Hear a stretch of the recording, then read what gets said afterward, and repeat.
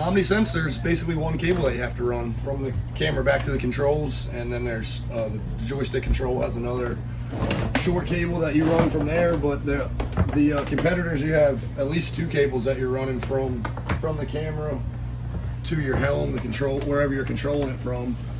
So that makes it easier, less cables. With something like Garmin, it's very easy. You pretty much just plug and play. You have a wire coming from your basically control pack for the cameras running to the MFD, and you can link it directly to a computer, which is very easy. Or if you have a Wi-Fi enabled device, you can connect to your Wi-Fi, connect the camera to the Wi-Fi device, and then you can even pick it up on your cell phone, which is pretty cool because you can use it from anywhere on the boat.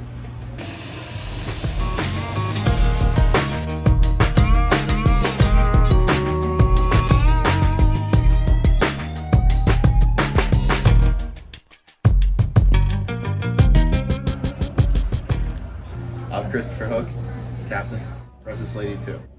A night vision system would benefit the operation in the highest way with safety.